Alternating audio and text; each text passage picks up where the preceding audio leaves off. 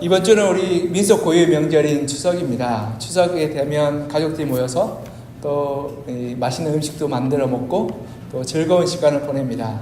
그런데 추석이 되면 이제 한 해를 돌아보고 또 감사하는 기간이라서 어떤 집안들은 또 모여서 또 즐거운 놀이도 하고 또 전통적인 집안들은 또 제사도 드리고 또 그런 일들을 합니다. 저희 본가도 이렇게 지금은 안 내려가지만 명절 때마다 이 종갓집에서는 제사를 드렸습니다.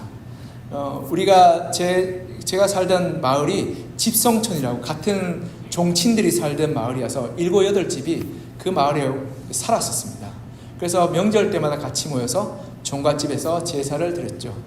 근데 뼈대만 남은 양반 가문이라서 지독하게 제사를 드렸습니다. 위패를 모시고 여러분 아시다시피 대수로 앉는 자리가 세워집니다. 가장 방 쪽에서는 가장 어르신들이 앉고요. 그리고 바깥 마루에는 그 다음 때가 앉고 밖에 있는 이 평상이나 밑에 이제 깔고 앉는 데는 손잡벌들이 앉습니다. 거기서 절하고 그리고 제사를 드렸습니다. 그리고 제사가 얼마나 번거로운지 고조부, 증조부터 시작해서 조상을 다 모십니다. 그러니 오전 낮을 내내 제사를 드리죠. 그런데 그런 상황 가운데서 제사 안 드린다 그러면 굉장히 핍박과 박해가 있었습니다. 사람들이 굉장히 싫어했고 또 외면했고 또 마을 자체가 집성촌이라서 한번 눈밖에 나고 외면당하면 살기 굉장히 빡빡해집니다.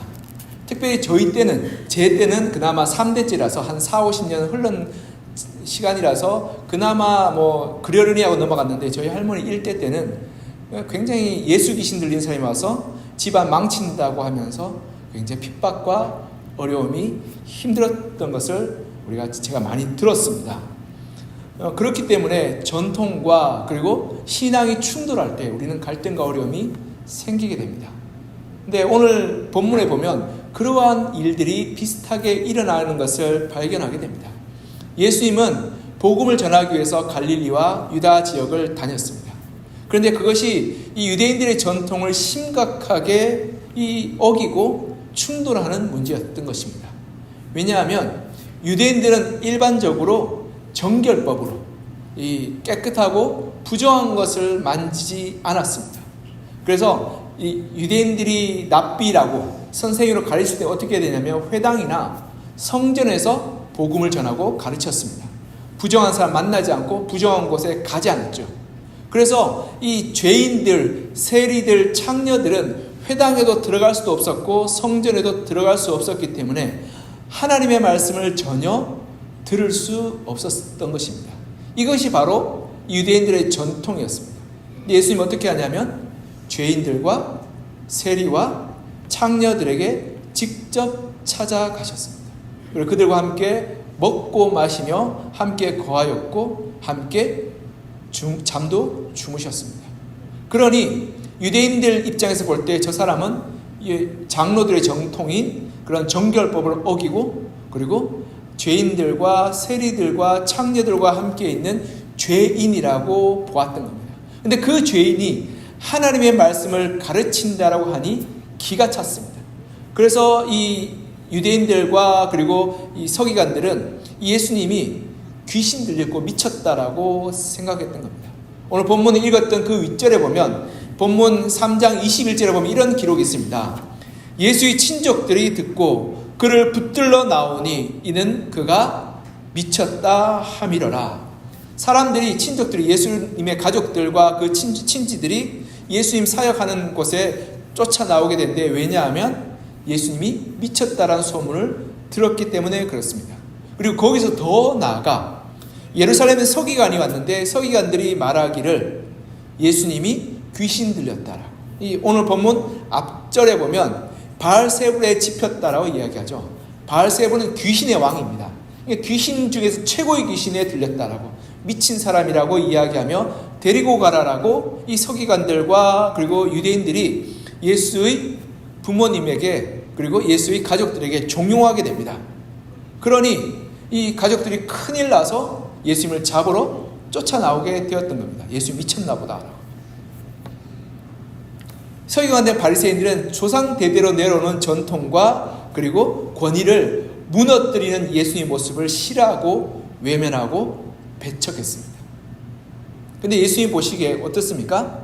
예수님 보시기에 죄인과 세리와 그리고 이 창녀들에게 진짜 복음이 전해져야 되는 거죠. 왜냐하면 그들이 회개하고 그들이 돌이키고 그들이 하나님 앞에서 변화되어야지만이 이 정말 하나님이 기뻐하시는 일인데, 그들에게 복음이 전해지지 않고 날마다 말씀을 듣는 사람에게만 복음이 전해졌던 겁니다. 그래서 예수님은 전통과 관습과 인습을 깨뜨리고 그들에게 다가가서 복음으로 나아가게 되었던 것입니다. 네. 이와 마찬가지로요, 우리가 우리의 삶 가운데 때로는 전통과 인습과 관습으로 살 때가 있습니다. 특히 시골 마을에 가면 전통과 인습과 관습을 많이 마주하게 됩니다. 왜냐하면 그것은 그 시골 마을 공동체가 잘 살기 위해서 세워나갔던 방식입니다. 그런데 그것이 대수를 거쳐 오면 올수록 그것이 잘못된 인습으로 사람을 해치고 무너뜨리는 관습으로 바뀌게 되었던 겁니다. 그리하여서 결국 그로 말미암아서 사람이 갈등을 일으키게 되고 불화가 일으키게 되며 문제가 생기게 됩니다. 그 중에서 저도 그러한 이 인습과 관습을 지켰던 사람입니다. 저희 할머니가 저 어릴 때 이렇게 말했습니다. 남자는 부엌에 들어온 것 아니라고. 명절에 내려오면 저희 아내랑 결혼해서 내려갔는데 가시방석이었습니다. 아내는 부엌에서 하루 종일 설거지하고 밥을 하고 있었고 저는 거실에 가만히 앉아 있었습니다. 아무것도 하지 않았습니다. 제가 만약 가서 힘들지라고 이야기하냐면 팔불주 같은 놈이라고 이 욕얻어 먹을까봐 두려워서 제가 가만히 앉아 있었습니다. 그런데 우리가 정말 하나님이 기뻐하시는 것이 무엇입니까? 하나님이 원하시는 것이 무엇입니까? 그 인습과 전통을 깨뜨리는 것 아니겠습니까? 때로는 그것이 이 가족들로부터 외면받고 지탄받고 손가락질과 조롱받는다 할지라도 이것이 잘못된 것이면 깨뜨리고 무너뜨려야 하는 것이 바로 하나님의 사람이 마땅히 해야 할 것입니다. 그래서 35절에 보면 예수님이 이렇게 말씀하고 있습니다. 35절 같이 한번 읽어볼까요? 시작. 누구든지 하나님의 뜻대로 행하는 자가 내 형제요 자매요 어머니이니라. 아멘. 우리 주님께서 이렇게 말씀하시죠. 가족이 그냥 같이 산다고 가족이 아니라 하나님의 뜻대로 순종하며 행하는 자가 그리스도의 가족이요 그리스도의 자녀라고 말씀하고 있는 것입니다. 우리가 하나님의 자녀요 하나님의 가족이 되면 우리가 가족 가운데 그리고 친지들 가운데 나가서 어떻게 해야 된다고요? 전통과 인습과 관습 중에서 잘못된 것, 불의한 것, 부당한 것들을 바로잡고 고쳐 나가야 한다는 것입니다. 어떤 집안에서는 며느리만 일하고 시누는 집에서 노는 집안도 있습니다. 물어보면 그것이 전통이랍니다. 그런 전통이 있습니다. 왜냐하면 며느리는 남의 집 사람이니까 열심히 일해야 되고 시누는 우리 집 사람이니까 좀 쉬어라 이렇게 얘기하는 거죠. 여러분 그게 옳습니까? 그럽니까? 네, 말씀 잘해주셨습니다. 네. 어떤 집안에서는 그것이 옳다라고 이야기할 수도 있을지 모르겠습니다. 왜냐하면 그 시대 옛날에는 그것이 올바랐을지 모르지만 지금은 그것이 잘못됐고 잘못된 전통이며 인습 아니겠습니까? 그렇다면 우리가 예수 믿는 사람으로서 그것을 바꾸고 고쳐나가는 것이 마땅합니다. 비록 그것이 때로는 불화가 일어나고 어떻게 너가 집안에 이럴 수가 있냐라고 이야기할 수 있지만 이것은 잘못이라고 이야기하는 것입니다. 우리가 마치 그냥 제사만 잘못됐다고 배척하는 것이 아니라 우리의 집안 가운데 잘못된 전통과 인습은 하나님의 뜻이 아닌 것은 다 고쳐나가는 것이 우리가 하나님 믿는 자의 올바른 태도인 것입니다.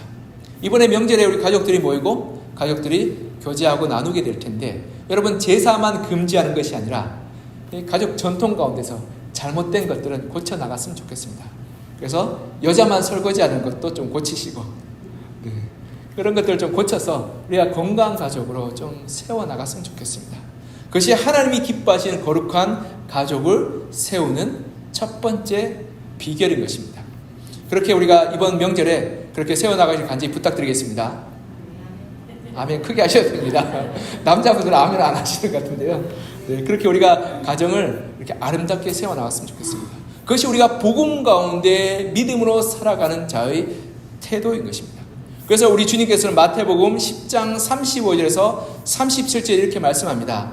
내가 온 것은 사람이 그 아버지와 딸이 어머니와 며느리가 시어머니와 불화하게 하려 함이니 사람의 원수가 자기 집안 식구리라. 아버지나 어머니를 나보다 더 사랑하는 자는 내게 합당하지 아니하고 아들이나 딸을 나보다 더 사랑하는 자도 내게 합당하지 아니하며. 아멘. 우리가 아무리 가족을 사랑한다 할지라도 부모님보다 혹은 자식보다 하나님을 더 사랑해야 된다라고 말씀하고 있습니다. 그럴 때 우리가 우리 가정 가운데 있는 잘못되고 그리고 잘못 전해진 전통과 인습을 변화시켜서 거룩하고 건강한 가정으로 만들어갈 수 있게 되는 것입니다. 이렇게 건강한 가정으로 세워나가는 여러분과 저가 되기를 간절히 소망합니다. 두 번째로요, 오늘 본문을 통해서 우리가 알 수 있는 사실은 우리가 가족이 진실되게 하나된 가족이 되기 위해서는 우리가 하나님 안에서 함께 거하여야 된다는 사실입니다. 우리 34절 같이 한번 읽어볼까요? 34절 시작. 둘러앉은 자들을 보시며 이르시되 내 어머니와 내 동생들을 보라. 아멘. 예수님은 자신을 찾으러 온 어머니와 자신의 형제들 대신에 자신의 말을 경청하고 하나님의 뜻을 구하며 하나님의 말씀대로 살고자 하는 이들을 진정한 형제요 자매라고 불렀습니다. 즉 진정한 그리스도 안에서의 한 가족은 하나님 안에서 행하는 이들을 가리키고 있음을 볼 수 있습니다. 그리고 그래서 우리는 교회의 식구들을 가족이라고 부르죠. 교우들이라고 부르기도 하고 식구라고 부르기도 합니다. 그리고 세상 가족보다 더 친밀하고 더 가까운 가족이라고 말합니다. 그 이유는 다름이 아니라 우리가 하나님 안에서 하나 되었기 때문에 그렇습니다. 이게 굉장히 중요한 건데요. 거꾸로 뒤집어 말하면 우리가 진짜 가족은 하나님 안에서 한 마음을 품고 한 영혼으로 하나 된 것을 진짜 가족이라고 말합니다. 제가 아는 어떤 집은 남편과 아내가 각방을 쓰십니다. 요즘 그렇게 많이 사시죠? 네. 사랑방과 암체가 아니라 진짜 각방을 사십니다. 그리고 아내가 남편에게 냉장고를 넣어주셨습니다. 당신 방에서 먹고 싶은 거 꺼내 드시라고. 그리고는 각자 삶을 사십니다. 각자 여행 떠나시고 각자 친구 만나러 다니시고 각자 취미를 즐기십니다. 여러분, 그 부부가 과연 부부라고 할 수 있겠습니까? 몸만 같은 공간에 있지 남과 같지 않겠습니까? 이처럼 우리가 마음으로 영혼으로 하나 되지 않는다면 우리는 남보다 못한 관계로 살아가게 됩니다. 물론 피로 이어졌을지는 모르지만 여러분, 마음이 뜻이 하나 되지 않고 영혼이 하나 되지 않을 때 우리는 남과 다를 바 없는 관계로 남겨지게 됩니다. 우리가 이 가족이 하나 되기 위해서요, 한 마음이 품기 위해서 우리가 세 가지의 언어가 있습니다. 그것을 우리가 기억하면서 우리가 좀 노력했으면 좋겠습니다. 첫 번째는 육체의 언어가 있습니다. 육체의 언어는 뭐냐면 같은 거 먹는 거 좋아하고 같은 거 가는 거 좋아하는 거죠. 어떤 사람은 고기 좋아하는 사람이 있습니다. 그래서 고기 같이 구워 먹으면 기분이 좋아지죠. 그래서 맛있는 거 먹는 사람들 모임이 있죠. 그리고 좋은 데 가면 기분이 좋아집니다. 그래서 가족끼리 좋은 데 가면 좋은 추억이 있고 좋은 기억이 있으니까 우리가 한 기억과 한 마음을 뜻을 공유한 가족이라고 생각합니다. 그래서 명절 때 우리는 특별히 맛있는 것을 만들어 먹습니다. 그 이유는 육체적으로 기쁘고 행복한 시간을 만들어가기 위함입니다. 그래서 이것도 굉장히 중요합니다, 여러분. 그래서 집에서 맛있는 거 드시길 부탁드립니다. 내 능력이 안 되면 우리나라 배달의 민족 아니겠습니까? 배달 시켜서라도 맛있는 거 드시면서 좋은 시간을 보냈으면 좋겠습니다. 그리고 거기에서 멈추지 말고 두 번째 언어가 있는데 그것은 마음의 언어입니다. 마음의 언어는 우리 마음이 대화가 통하고 그리고 이해가 되며 서로를 공감해 주는 것입니다. 우리가 인생을 살다 보면 어렵고 힘든 시간들과 답답한 시간들을 지날 때가 있습니다. 그럴 때 우리의 마음을 만져주고 이해해주고 위로해주는 사람이 진정 나와 가까운 사람이라고 생각하게 됩니다. 제가 아까 말씀드렸다시피 이 부부가 같은 집에 살고 있지만 방을 따로 하고 삶을 따로 살며 서로 대화가 없다면 그것은 부부가 아니라 남과 같습니다. 그런데 우리가 이불 같이 덮고 있는다고 해서 서로의 마음을 헤아려 주지 못하고 이해해 주지 못한다면 그것은 가족이 아니라 남보다도 못한 관계가 되는 것입니다. 그래서 이번 명절에 우리가 가족 식구들과 친족들이 만났을 때 뭐 공부 잘하냐, 결혼 언제 하냐 묻지 말고 마음을 만져주고 참 힘들고 어려웠겠다라고 이해해주며 같이 눈물을 흘려주고 위로해주고 또 가족 간의 해묵은 갈등과 원망과 그리고 다툼이 있다면 용서하고 또 서로 축복해주는 그러한 시간이 되었으면 좋겠습니다. 그럴 때 다시금 고향으로 오고 싶지 않겠습니까? 집으로 돌아오고 싶지 않겠습니까? 내 마음을 있는 그대로 만져주고 위로해주고 들어주고 경청해주는 그 가족이 진짜 하나 된 가족 아니겠습니까? 우리가 그렇게 살았으면 좋겠습니다. 그리고 세 번째 언어가 있는데요. 세 번째 언어는 영혼의 언어입니다. 영혼의 언어는 뭐냐면 우리가 천국의 소망을 같이 품는 겁니다. 천국의 소망을 품는 사람과 이 세상의 것이 전부인 사람은 삶의 가치관과 방식이 다릅니다. 천국을 소망에 품는 사람은 이 땅의 잠시 잠깐의 어려움과 문제 앞에서 좌절하거나 낙망하거나 절망하지 않습니다. 그리고 이 땅의 것 다 잃어버린다 할지라도 천국의 소망으로 기쁨과 감사로 살아갈 수 있습니다. 그러나 이 땅의 삶이 전부인 사람은 이 땅의 것들을 더 움켜잡고 더 올라가고 더 누려야지만이 행복하다고 여깁니다. 그러하기에 그런 사람들과 만나서 이야기하면 대화가 통하지 않습니다.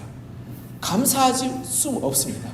그리고 누군가를 원망하고 미워할 수밖에 없습니다. 그러하기에 우리 주님께서는 한 영혼, 한 마음, 한 소망, 한 가치로 한 믿음으로 살 것을 우리에게 요청하고 있는 것입니다. 그러하기에 우리 가족들에게 하나님의 사랑과 하나님의 소망과 하나님의 가치로 같이 살기를 권하고 그리고 기도하고 그리고 우리가 축복해야 될 것입니다. 그렇게 되면 우리가 모일 때 우리 삶 가운데 단지 그대의 마음을 위로하고 만져주는 것뿐 아니라 같은 소망을 함께 기도하고 같이 하나님 앞에 부르짖으며 우리가 한자리에 모였을 때 서로 축복하고 서로 각 가정의 기도 제목을 나누고 하나님의 도우심을 구할 때 진정 우리가 그리스도 안에서 비록 떨어져 있지만 영으로 하나 되고 한 마음이며 한 지체임을 경험하게 될 것입니다. 그리고 놀랍게도 그 가운데서요 하나님께서 가족들을 깊이 있게 하나로 묶어주시는 경험들을 하게 됩니다. 이번 명절에 우리가 함께 예배하고 기도함으로 그러한 경험들을 누리시는 우리 성도님 한 분 한 분 되시기를 간절히 소망합니다. 네. 마지막으로요 우리가 육신의 가족들을 위해서 하나님께서 이 변함없는 긍휼과 사랑으로 나아가기를 바라시고 계심을 오늘 본문을 통해서 힌트로 얻을 수 있습니다. 우리 본문 32절 같이 한번 읽어볼까요? 32절 시작. 무리가 예수를 둘러앉았다가 여짜오되 보소서 당신의 어머니와 동생들과 누이들이 밖에서 찾나이다. 아멘. 여기에 보면 예수님의 어머니와 그리고 남동생과 그리고 여동생들이 함께 왔음을 볼 수 있습니다. 이 남동생과 여동생과 이 어머니 같이 왔다는 것은 가족 전체가 다 왔다는 말입니다. 사실 예수님이 미쳤다고 해서 잡으러 온 거면 남동생 한두 명이면 충분하지 않겠습니까? 그런데 가족들이 다 온 것은 예수님의 그 동생들이 예수님의 그 모습을 확인하고 또 그 사역과 그 삶을 보고 싶어서 왔다라는 증거입니다. 예수님은 공생이 전에 30년 동안 가족들과 함께 사셨습니다. 그리고 가족들을 섬기고 가족들을 권면하고 돌보셨습니다. 그러니 30년 동안 보아왔던 형과 오빠의 모습을 그리고 그 모습을 확인해야 했던 이 동생들은 예수 그리스도에 미쳤다는 이야기가 과연 사실인가 눈으로 확인하고자 왔던 것입니다. 그리고 예수님은 분명히 이 하나님의 뜻대로 행하는 자만이 내 가족이요 내 형제요 내 동생이로 말했지만 그러나 그럼에도 불구하고 예수님의 공생의 기간 내내 예수님은 가족들을 향한 사랑을 놓지 않았고 포기하지 않았음을 우리는 성경 이야기를 통해서 알 수 있습니다. 예수님이 십자가에 매달려서 죽으실 때도 자기의 사랑하는 제자 요한에게 어머니 마리아를 부탁하셨습니다. 그런 그분이 목숨이 끝나가는 그 상황 가운데 그리고 자기의 사역을 완성하는 그 길 가운데서도 어머니를 향한 그 사랑과 관심을 놓지 않았습니다. 그리고 초대교회의 예루살렘의 지도자에 되었던 감독이 되었던 사람이 바로 예수님의 동생 야고보였습니다. 즉 이 말을 뒤집어 보면 예수님의 공생의 기간 동안에 예수님의 동생이 예수님을 쫓아다녔고 예수님의 말씀을 들었으며 그의 기적과 삶 가운데 동행하였음을 우리는 추측해 볼 수 있습니다. 즉 예수님은 자기의 가족들을 향한 사랑과 그리고 돌봄과 관심을 포기하지 않았고, 그런 말미암아서 그 가족들이 놀랍게도 예수님이 죽고 부활하신 이후에 예수님을 신앙하게 되었음을 볼 수 있습니다. 여러분, 보통 관심으로 가족을 신앙한다는 건 쉬운 일 아닙니다. 그럼에도 불구하고 예수님은 여전히 그 가족들 향한 사랑과 관심과 헌신이 있었고, 또 가족들은 예수님을 향한 그 사랑과 관심과 헌신 가운데서 예수님과 동행하였기에 예수 그리스도가 하나님의 아들임을 고백하였던 것입니다. 때는 우리가 예수 믿지 않는 이들, 그리고 하나님을 알지 못하는 이들, 친지들과 가족들을 만나게 되면 갈등과 어려움이 생길 수 있습니다. 그럴 때 사랑하는 성도 여러분, 그들을 배척하거나 외면하거나 그리고 싫어하지 마시고 그들을 품고 사랑하고 축복하고 기도해 주시기를 부탁드리겠습니다. 여러분, 배척과 외면과 무시는 예수 믿지 않는 이들이 예수 믿는 이들을 향해서 했던 행위 아니겠습니까? 제사 안 드린다고 그들이 우리를 배척했고, 전통과 인습을 지키지 않는다고 그들이 우리를 외면하고 손가락질했습니다. 우리가 그들과 똑같아진다면 우리 안에 과연 하나님이 어디에 계시겠습니까? 우리는 하나님의 사랑과 은혜와 긍휼로 구원받은 자 아니겠습니까? 그러하기에 믿지 않는 이들을 긍휼히 여기고 사랑하고 중보하며 축복하며 그들을 품어주고 사랑해주고 용서해주는 그러한 명절의 시간들을 보내었으면 좋겠습니다. 그럴 때 그들이 언젠가는 하나님 앞에 나와 하나님을 주로 고백하는 놀라운 변화와 역사가 우리의 섬김과 사랑을 통해서 나타나게 될 것입니다. 이렇게 명절을 통해서 우리가 믿지 않는 가족들을 섬기고 그리고 그리스도의 복음으로 증거하며 하나님의 품으로 초대하는 믿음의 귀한 계기로 삼는 여러분과 저가 되기를 간절히 소망합니다. 말씀을 맺겠습니다. 민족 고유의 명절을 보내면서요, 우린 가족들과 친지들과 함께 시간을 보내게 될 것입니다. 그 시간 가운데 우리가 정말 하나님 앞에서 우리 자신을 돌아봐서 잘못된 길을 가지 않고 전통과 인습과 그리고 관습을 쫓아가지 않고 오직 하나님의 말씀에 순종하는 시간이 되기를 소망합니다. 그래서 불의한 것과 타협하지 않고 하나님의 말씀에 순종해서 가정을 섬기고 돌아보며 우리가 마땅히 섬겨야 될 친지들과 이웃들을 돌아보는 그러한 시간으로 삼기를 부탁드리겠습니다. 그리고 우리의 육체적인 만족, 맛있는 거 먹고 그냥 즐거운 시간 보내는 것으로 끝내지 마시고 그들을 위로하고 그들의 삶을 축복하고 그들을 위해서 중보하며 그리고 영혼으로 하나 되기를, 그래서 같은 소망으로 하나님을 바라보고 같은 길을 나아가기를 기도하고 중보하는 시간 되기를 소망합니다. 그리고 마지막으로 믿지 않는 이들을 만날 때 우리가 그들을 향한 긍휼과 사랑과 용납으로 그들을 품고 그들에게 하나님의 사랑과 복음을 전함으로 말미암아 그들도 하나님의 품에 돌아오는 계기로 삼는 귀한 은혜의 통로, 복음의 통로로 삼으시는 그러한 명절 기간 되기를 이 시간 간절히 축복하며 부탁드립니다. 우리 이 시간 같이 좀 기도했으면 좋겠습니다. 하나님, 우리가 이번 기회를 통해서 하나님 앞에서 우리가 가정을 올바르게 세웠으면 좋겠습니다. 하나님께서 기뻐하시는 가정을 우리가 세워나갔으면 좋겠습니다. 우리 가정 가운데 잘못된 습관들과 가치관들과 그리고 모습들이 있다면 이번 기회를 통해서 바로잡게 하여 주시고, 또한 우리 가족이 그리스도 안에서 하나님의 복음 앞에서 하나 되게 하여 주시며 한 소망을 품게 하여 주시고, 믿지 않는 친지들과 가족들과 이웃들을 이번 기회를 통해서 우리가 복음을 전하게 도와주십시오. 우리 입술에 지혜를 주시고 우리의 마음과 섬김 가운데 역사하여 주셔서 하나님의 은혜와 하나님의 능력이 나타나게 도와주시고 그들이 주님 앞에 돌아와 하나님을 주로 고백하는 귀하고 복된 자리가 되게 하여 달라고 이 시간 우리 함께 기도했으면 좋겠습니다. 기도하겠습니다.